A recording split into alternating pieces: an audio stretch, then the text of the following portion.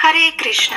कार्तिक मास को चातुर्मास का अंतिम मास माना जाता है। इस मास में भजन, पूजन और दान पुण्य के साथ साथ दीप दान का भी विशेष महत्व है। स्कंद पुराण में ब्रह्मा जी कार्तिक का महत्व बताते हुए कहते हैं कि कार्तिक मास में आकाश मंडल का सबसे बड़ा ग्रह माना जाने वाला सूर्य तुला राशि में गमन करता है, जिससे वातावरण में अंधकार पांव पसारने लगता है। और इसीलिए इस पूरे मास में दीपक प्रज्वलित करना, अधिक से अधिक हरे कृष्ण महामंत्र का जप करना, तपस्या करना, दान देना और प्रातः काल स्नान करने से भी सभी अंधकार और सभी बुराइयां दूर चली जाती है। और इसीलिए इस कार्तिक मास में प्रतिदिन भगवान श्री कृष्ण को दीप दान अवश्य करना चाहिए। जो भी मनुष्य इस कार्तिक मास में दीप दान भगवान को अर्पित करता है, उसे कभी भी क्रूर मुख वाले यमराज जी का दर्शन नहीं करना पड़ता। दीप दान के साथ साथ प्रातः स्नान और भगवान की अधिक से अधिक कथा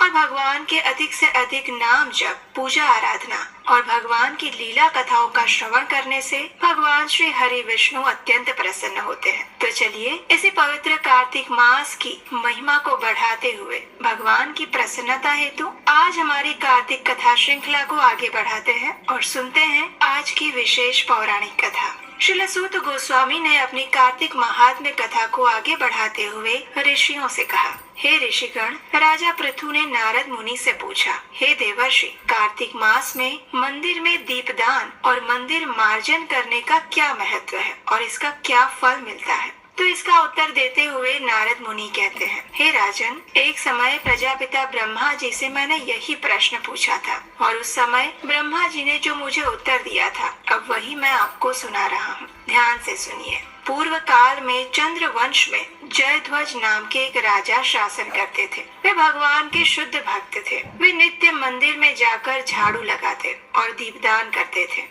एक दिन वितिहोत्र नामक राज पुरोहित ने उन्हें ऐसा करते हुए देखा तो उन्हें बड़ा आश्चर्य हुआ। उन्होंने राजा के पास जाकर कहा, हे राजन, भगवान को प्रसन्न करने के तो अनेक उपाय हैं, तो फिर आप स्वयं मंदिर में इस प्रकार मार्जन करके, झाड़ू लगाकर, सफाई करके और दीपदान क्यों करते हैं? क्या ऐसा करने का कोई विशेष महत्व है? पुरोहित का ये प्रश्न सुनकर राजा जयध्वज ने हाथ जोड़कर कहा कि हे ब्राह्मण देव, इस संदर्भ में मैं आपको एक आश्चर्यचकित करने वाली घटना सुनाता हूँ। सतयुग में स्वरोचिष मनु के काल में वेद और वेदांगों के ज्ञाता एक ब्राह्मण थे। वे अत्यंत विद्वान थे, लेकिन फिर भी दुष्कर्मों में लिप्त रहते थे। इस वजह से उनके बंधु जनों ने भी उनका त्याग कर दिया था। एक दिन इस ब्राह्मण को भूख और प्यास से व्याकुल होकर भ्रमण करते हुए वे नर्मदा नदी के तट पर आ पहुँचे। अब वहाँ पहुँचते ही संयोगवश उन्होंने अपने प्राण त्याग दिए। उनकी पत्नी का आचरण और स्वभाव भी ठीक नहीं था, इसलिए परिवार वालों ने उनकी पत्नी को भी घर से निकाल दिया और उस समय वो पत्नी गर्भवती थी। कालांतर में उन्होंने एक पुत्र को जन्म दिया। उसका नाम दंडकेतु पड़ा। माता पिता का प्रभाव उस बालक के ऊपर भी पड़ा और वो भी दुष्ट स्वभाव वाला बना। अब एक दिन उसकी माता की मृत्यु हो गई और वह बालक दंडकेतु बुरे कर्म करता हुआ इधर उधर भटकता रहा। उसने सारा जीवन पाप कर्म करते हुए ही बिता दिया। एक दिन रात्रि के समय किसी अन्य स्त्री के साथ भोग की इच्छा के कारण एक मंदिर में सूने स्थान पर जाकर वो छिप गया। वहाँ जाकर उसने अपने कपड़ों से उस मंदिर का आंगन साफ किया और एक दीपक जलाया। जलते हुए दीपक को देखकर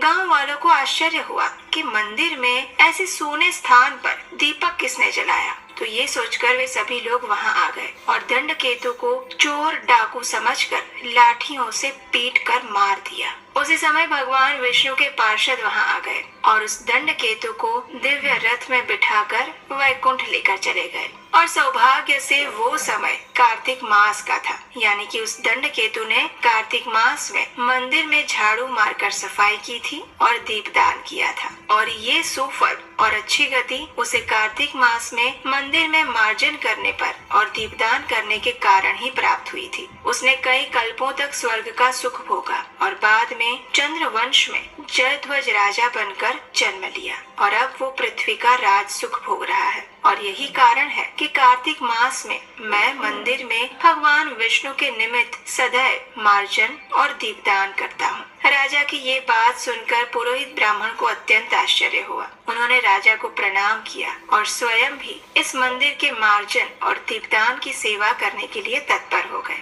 इस कथा को आगे सुनाते हुए नारद मुनि ने राजा पृथु से कहा, हे राजन, अब दीप जलाने का महात्म्य मैं आपको सुनाता हूँ।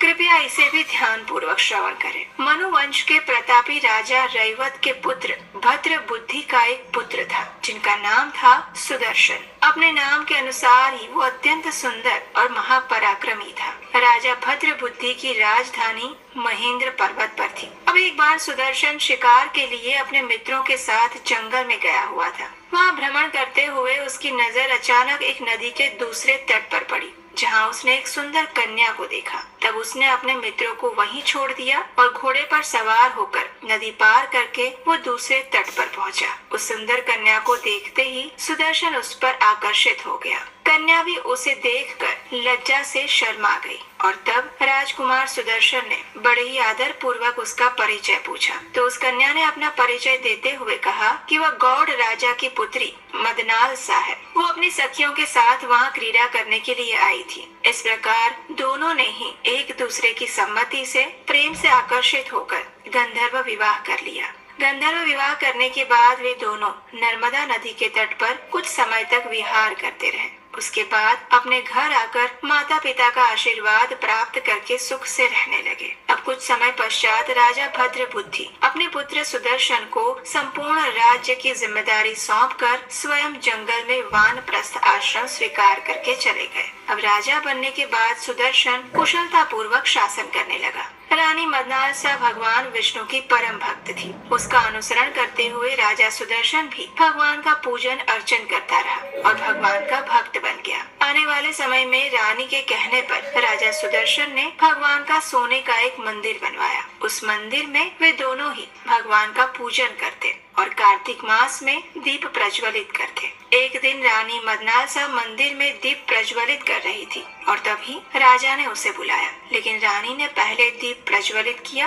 और फिर राजा के पास पहुंची, इसलिए थोड़ा विलंब हो गया। इस बात पर राजा सुदर्शन ने रुष्ट होकर उसे पूछा कि तुमने मेरी आज्ञा का अनादर क्यों किया? दीपदान में तुम्हें इतना समय क्यों लगा? तब रानी ने प्रेम पूर्वक कहा कि हे महाराज, दीपदान का अत्यंत महत्व है। मैं आपको बताती हूँ कि कैसे। पिछले जन्म में एक चूहिया थी और गोदावरी के तट पर बने हुए एक मंदिर में रहती थी। एक दिन कार्तिक मास में किसी ने मंदिर में भगवान के निमित्त एक दीप प्रज्वलित कर दिया, जिसकी बाती छोटी थी, इसलिए दीपक बुझने को हो रहा था। लेकिन उस चूहिया ने घी खाने की लालच में उस बत्ती को मुंह में पकड़कर ऊपर उठा लिया। ऐसा करने से दीपक की लौ तेज हो गई, लेकिन उस चूहिया का मुंह झुलस गया और मुंह झुलसने से उत्पन्न पीड़ा के कारण छटपटाने लगी। छटपटाते हुए उसकी मृत्यु हो गई और वो मृत्यु रात्रि में भगवान के मंदिर में दीपक प्रज्वलित करते समय हुई थी। इसलिए भगवान विष्णु के दूत उसे लेकर वैकुंठ आ गए और वो चूहिया का जन्म किसी और का नहीं, मेरा स्वयं का था। और फिर इस जन्म में मैं मदनालसा के रूप में राजा के घर जन्म लिया। इसलिए हे स्वामिन, आप जैसा योग्य पति और सौंदर्य मुझे इस दीपक की लौ ऊंची करने के कारण ही मिला है। मदनालसा के मुख से ये वृतांत सुनकर राजा सुदर्शन शांत हो गए। उसके बाद उन्होंने भी जीवन भर कार्तिक मास के व्रत और दीपदान किए और अंत में भगवान विष्णु के परम धाम को प्राप्त किया। और इस प्रकार नारद मुनि ने भी राजा पृथु को इस कथा का समापन कह सुनाया। तो ये थी आज की कार्तिक मास विशेष कथा, जिसका श्रवण करके आज हम भी धन्य हो गए हैं, क्योंकि कार्तिक मास में प्रतिदिन दीपदान करने से, प्रातः स्नान करने से, श्री हरि की पूजा आराधना करने से और जो भी व्यक्ति उनकी लीला कथाओं का श्रवण करता है, उससे अधिक भाग्यशाली और पुण्यशाली कोई नहीं है। कार्तिक मास में प्रातः स्नान कर किसी भी विष्णु मंदिर या शिव मंदिर में जाकर हम कथा, कीर्तन और सत्संग करते हैं और भगवान की सेवा के रूप में मंदिर में साफ सफाई करते हैं, तो भी हमें कार्तिक व्रत का पुण्य फल प्राप्त होता है। अगर कोई व्यक्ति प्रातः स्नान करके भगवान श्री हरि विष्णु के समक्ष दीपदान करता है, तो वो समस्त पापों से मुक्त होकर भगवान के धाम को प्राप्त करता है। और अगर कोई स्वयं दीपदान करने के लिए असमर्थ है और दूसरे के बुझे हुए दीपक को भी प्रज्वलित करता है या फिर हवा और वायु से उसकी रक्षा भी करता है, तो भी उसे दीपदान करने का पुण्य फल प्राप्त होता है। अगर आपको आज की ये कथा अच्छी लगी है तो इस वीडियो को लाइक अवश्य कीजिएगा। और आज का प्रश्न है, रानी मदनाल शाह के पति जो कि राजा थे, उनका नाम क्या था? आपके जवाब हमें नीचे कमेंट बॉक्स में लिखकर बताइएगा। अगर आपको हमारे द्वारा सुनाई जा रही पौराणिक कार्तिक महात्म्य की ये कथाएं अच्छी लग रही है तो आप इसे अपने मित्रों और परिवारजनों को भी शेयर कीजिए। उन्हें भी इस कार्तिक मास में कार्तिक कथा श्रवण का पुण्य फल प्रदान कीजिए। और इन कथाओं को निरंतर सुनते रहने के लिए आपके अपने इस चैनल को सब्सक्राइब करके रख लीजिए, नोटिफिकेशन ऑन कर लीजिए और हमारे व्हाट्सएप तथा टेलीग्राम ग्रुप के साथ भी जुड़ जाइए। और हम आपसे मिलेंगे बहुत जल्द इसी कथा की आगे वाली कड़ी के साथ। तो आइए अब हम इस पवित्र कार्तिक मास में तुलसी देवी की आरती करते हैं। प्रतिदिन तुलसी देवी की पूजा करते हुए इस तुलसी आरती का स्तवन, पठन और श्रवण करना चाहिए। तो आइए अब हम उसी तुलसी आरती का श्रवण करते हैं। नमो नमः तुलसी कृष्ण प्रेयसी, नमो नमः राधा कृष्ण सेवा पवो, एई अभिलाषी ये तुम्हार शरण लो,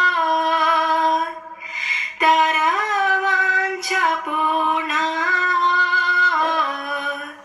कृपा करी कर तारे वृंदावन वासी, मोर एई अभिलाष विलास कुंज दियो वास, नयने हरिवो सदा युगल रूप राशि, एहि निवेदन धर सखीर अनुगत करो, सेवाधिकार दिए करो निज दासी, दीन कृष्ण दास कहे एई न मोरा, श्री राधा गोविंद प्रेमे सदा ये न भासी, तुलसी कृष्ण प्रेयसी, नमो नमः तुलसी कृष्ण प्रेयसी, नमो नमः। आइए अब इस तुलसी आरती का अर्थ जानते हैं। इसका अर्थ और अनुवाद इस प्रकार है। भगवान श्री कृष्ण की प्रियतमा हे तुलसी देवी, मैं आपको बारंबार प्रणाम करती हूँ। मेरी एकमात्र इच्छा है कि मैं श्री राधा कृष्ण की प्रेममयी सेवा प्राप्त कर सकूं। जो कोई भी आपकी शरण लेता है उसकी कामनाएं पूर्ण हो जाती है। उस पर आप अपनी कृपा बरसाती हैं और उसे वृंदावन वासी बना देती हैं। मेरी एकमात्र यही अभिलाषा है कि आप मुझे भी वृंदावन के कुंजों में निवास करने की अनुमति दें, जिससे मैं युगल श्री राधा कृष्ण की सुंदर लीलाओं का सदैव दर्शन कर सकूं। आपके चरणों में मेरा यही निवेदन है कि मुझे किसी भी व्रज गोपी की अनुचरी बना दीजिए और सेवा का अधिकार देकर मुझे आपकी निज दासी बनने का अवसर प्रदान कीजिए। अति दीन कृष्ण दास आपसे यही प्रार्थना करता है कि मैं सदा सर्वदा श्री श्री राधा गोविंद के प्रेम में डूबा रहूं। इस प्रकार तुलसी आरती करने के बाद अब समय है तुलसी देवी की प्रदक्षिणा करने का। और इस तुलसी देवी की प्रदक्षिणा करते समय आप इस मंत्र का उच्चारण कर सकते हैं। यानि कानि च पापानि ब्रह्महत्यादिकानि च तानि प्रदक्षिण पदे पदे। इसका अर्थ ये होता है कि जो भी व्यक्ति तुलसी महारानी की प्रदक्षिणा करता है तो उस प्रदक्षिणा के दौरान पद पद पर उसके समस्त ब्रह्म हत्यादि जैसे बड़े बड़े पापों का भी नाश हो जाता है। तो इस प्रकार इस कार्तिक मास में आप तुलसी पूजन और प्रदक्षिणा कर सकते हैं। चलिए अब हम इस पवित्र दामोदर मास यानी कार्तिक मास में तुलसी देवी के स्तोत्र का पाठ करते हैं, जिसकी रचना श्री पुंडरीक दास द्वारा की गई है। जगद्धात्री नमस्तुभ्यं विष्णोश्च प्रियवल्लभे, यथा ब्रह्मादयो देवाः सृष्टिस्थित्यन्तकारिणः। नमस्तुलसी कल्याणी, नमो विष्णु प्रिये शुभे, नमो मोक्षप्रदे देवी, नमः सम्पत्प्रदायिके। तुलसी पातु मां नित्यं सर्वापदभ्योऽपि सर्वदा, कीर्तितापि स्मृता वापि पवित्रति मानवम्। नमामि शिरसा देवीं तुलसीं विलसत्तनुं, यां दृष्ट्वा पापिनो मर्त्या मुच्यन्ते सर्वकिल्बिषात्। तुलस्या रक्षितं सर्व जगत्ते तुच्चराचरं, या विनिहन्ति पापानि दृष्ट्वा वा पापिभिर्नरैः। नमस्तुलस्यतीतरां यस्यैबद्धवाञ्जलिं कलौ, कलयन्ति सुखं सर्वं स्त्रियो वैश्यास्तथा परे।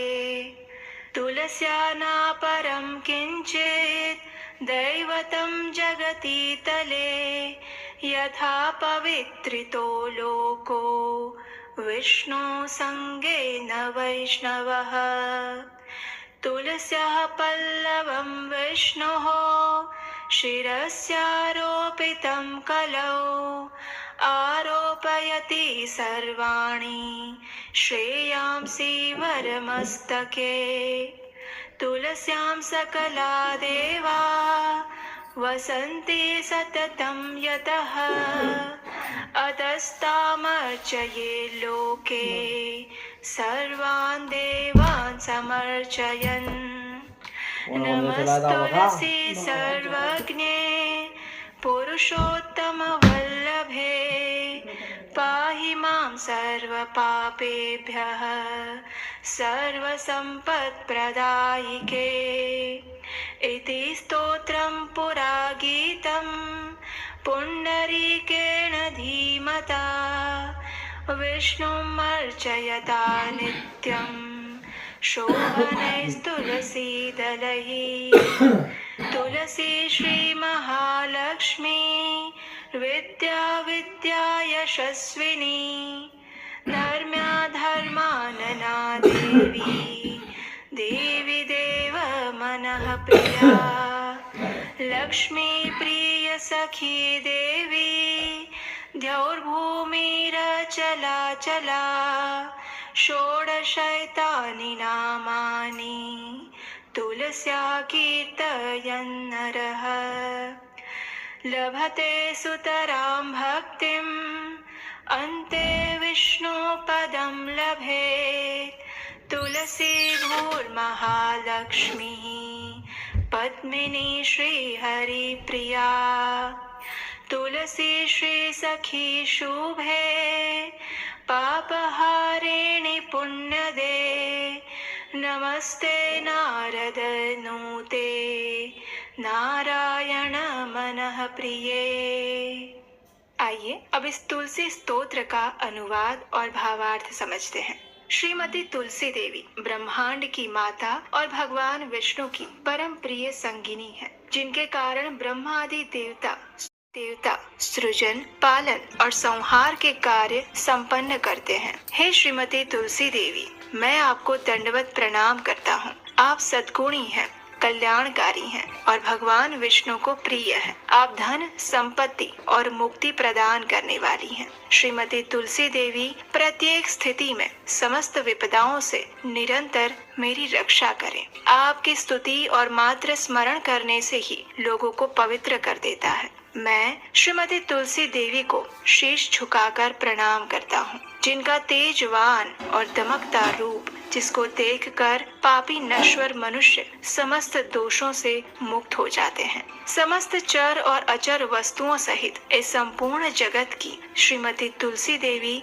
रक्षा करती हैं, जिनके केवल दर्शन मात्र से ही पापी व्यक्तियों के पाप पूर्णतः नष्ट हो जाते हैं। हे श्रीमती तुलसी देवी, आपको सहस्त्र बार प्रणाम करता हूँ। आपको कलयुग में समस्त स्त्रियां, वैश्यगण और उनके समान अन्य लोग भी प्रसन्नता पूर्वक हाथ जोड़कर विनम्र प्रणाम करते हैं। इस पृथ्वी पर श्रीमती तुलसी देवी से अधिक दिव्य कुछ भी नहीं है, जिनके द्वारा ये जगत पवित्र हो जाता है, जैसे विष्णु और वैष्णव के संपर्क में आने से होता है। इस कलयुग में जब श्रीमती तुलसी देवी की अंकुरित कली भगवान विष्णु के शीश पर अर्पित की जाती है, तब ये उपासक के शीश पर समग्र आशीर्वाद प्राप्त होने के समान माना जाता है। श्रीमती तुलसी देवी में समस्त देवतागण हर समय वास करते हैं, इसलिए व्यक्ति को इस विश्व में उनकी आराधना करनी ही चाहिए और इस प्रकार से समस्त देवताओं की आराधना स्वतः ही हो जाती है। सर्वज्ञानी और परम पुरुष की अत्यंत प्रिय श्रीमती तुलसी देवी, मैं आपको दंडवत प्रणाम करता हूँ। आप संपूर्ण धन संपत्ति प्रदान करती हैं। कृपा करके मेरे समस्त पापों से मेरी रक्षा कीजिए। अतः ये प्रार्थना पहले के समय में बुद्धिमान पुंडरीक द्वारा गाई गई है। व्यक्ति को श्रीमती तुलसी देवी की सुंदर पत्तियों को नियमित रूप से अर्पित करते हुए सदैव ही भगवान विष्णु की आराधना करनी चाहिए। मनुष्य को श्रीमती तुलसी देवी के इन 16 नामों का उच्चारण करना चाहिए। तुलसी, श्री, महालक्ष्मी, विद्या, अविद्या, यशस्विनी, धर्मया, धर्मानना, वृंदा, देवी देव मनः प्रिया, लक्ष्मी प्रिय सखी, देवी, द्यौ, भूमि, अचला और चला। वह और अधिक निष्ठा और भक्ति प्राप्त करता है और अंत में भगवान विष्णु के धाम को प्राप्त करता है। श्रीमती तुलसी देवी भूमि, महालक्ष्मी, पद्मिनी तथा श्री हरि प्रिया के नाम से भी जानी जाती हैं। मैं श्रीमती तुलसी देवी को बारंबार दंडवत प्रणाम करता हूँ। आप श्रीमती लक्ष्मी देवी की अत्यंत प्रिय मित्र, शुभ चिंतक, पापों को हरने वाली, आध्यात्मिक गुणों को प्रदान करने वाली, नारद मुनि द्वारा प्रशंसनीय और भगवान श्री नारायण के मन की प्रिया हैं। इस प्रकार प्रतिदिन इस कार्तिक मास में इस तुलसी स्तोत्र का पठन और श्रवण करना अत्यंत पुण्यशाली माना गया है। तो आइए इस परम मंगलमय कार्तिक मास में अब हम तुलसी अष्टकम का पाठ करते हैं। इस अष्टकम का वर्णन हमें ब्रह्म वैवर्त पुराण में मिलता है। एक समय जब तुलसी देवी भगवान से रुष्ट होकर अंतर्धान हो गई थी, उस समय भगवान उनके विरह में आतुर होकर वृंदावन चले गए और उन्होंने वहाँ पर तुलसी देवी की पूजा और स्तुति की। और उस समय उन्होंने जिस मंत्र और स्तोत्र की रचना की थी, वो स्तोत्र इस प्रकार है। श्री भगवानुवाच वृन्दारूपाश्च वृक्षाश्च यदैकत्र भवन्ति च विदुर्बोधास्तेन वृन्दां मत्प्रियां तां भजाम्यहम्। पुरा बभूव या देवी त्वादौ वृन्दावने वने तेन वृन्दावनी ख्याता सौभाग्यां तं भजाम्यहम्। असंख्येषु च विश्वेषु पूजिताया निरन्तरं तेन विश्वपूजिताख्यां जगत्पूज्यां भजाम्यहम्। असंख्यानि च विश्वानि पवित्राणि यया सदा तां विश्वपावनीं देवीं विरहेण स्मराम्यहम्। देवान् तुष्टः पुष्पाणां समूहेन यया विना तां पुष्पसारां शुद्धां च द्रष्टुमिच्छामि शोकतः। विश्वे यत्प्राप्तिमात्रेण भक्तानन्दो भवेत् ध्रुवम्। नन्दिनी तेन विख्याता सा प्रीता भवता धीमे। यस्या देव्यास्तुला नास्ति विश्वेषु निखिलेषु च तुलसी तेन विख्याता यामि शरणं प्रियाम्। कृष्ण जीवन रूपाया शश्वत प्रियतमा सती तेन कृष्ण जीवनीति मम रक्षतु जीवनम्। मम रक्षतु जीवनम्। आइए अब हम इस तुलसी अष्टकम का अर्थ जानते हैं। श्री भगवान ने कहा, जब वृंदा रूप वृक्ष एकत्र होते हैं तब वृक्ष समुदाय अथवा वन को बूढ़जन वृंदा कहते हैं। ऐसी वृंदा नाम से प्रसिद्ध अपनी प्रिया तुलसी की मैं उपासना करता हूँ, जो देवी प्राचीन काल में वृंदावन में प्रकट हुई थी, अतएव जिसे वृंदावनी कहते हैं। उस सौभाग्यवती देवी की मैं उपासना करता हूँ, जो असंख्य वृक्षों में निरंतर पूजा प्राप्त करती हैं, अतः जिनका नाम विश्व पूजिता पड़ा है। उस जगत पूज्या देवी की मैं उपासना करता हूँ। हे देवी, जिसने सदा अनंत विश्वों को पवित्र किया है, उस विश्व पावनी देवी का मैं विरह से आतुर होकर स्मरण करता हूँ, जिसके बिना अन्य पुष्प समूहों के अर्पण करने पर देवता प्रसन्न नहीं होते। ऐसी पुष्प सारा, पुष्पों में सार भूता शुद्ध स्वरूपिणी तुलसी देवी का मैं शोक से व्याकुल होकर दर्शन करना चाहता हूँ। संसार में जिसकी प्राप्ति मात्र से भक्त परम आनंदित हो जाता है, इसलिए नंदिनी नाम से जिसकी प्रसिद्धि है, वे भगवती तुलसी देवी अब मुझ पर प्रसन्न हो जाए। जिस देवी की अखिल विश्व में कहीं तुलना नहीं है, अतएव जो तुलसी कहलाती है, उस अपनी प्रिया की मैं शरण ग्रहण कर रहा हूँ। वह साध्वी तुलसी वृंदा रूप से भगवान श्री कृष्ण की जीवन स्वरूपा है और उनकी सदा प्रियतमा होने से कृष्ण जीवनी नाम से विख्यात है। वो देवी तुलसी मेरे जीवन की रक्षा करे। इस अष्टकम की रचना स्वयं भगवान श्री कृष्ण द्वारा की गई है, तो इससे हम समझ सकते हैं कि यह कितना पुण्य प्रदायक और मंगलकारी है। और इस कार्तिक मास में इसका प्रतिदिन पठन या श्रवण करने से मनुष्य के पूर्व जन्मों के सभी पाप तो नष्ट हो ही जाते हैं, लेकिन उसे वृंदा देवी की विशेष कृपा प्राप्त होती है। और कहा जाता है कि भगवान के धाम यानी गोलोक वृंदावन में यदि प्रवेश करना है तो श्रीमती तुलसी देवी की आज्ञा के बिना वो संभव नहीं हो सकता। इसलिए श्रीमती तुलसी देवी की कृपा प्राप्त करने के लिए इस कार्तिक मास में प्रतिदिन इस अष्टकम पाठ का श्रवण या पठन करना चाहिए। हरे कृष्ण।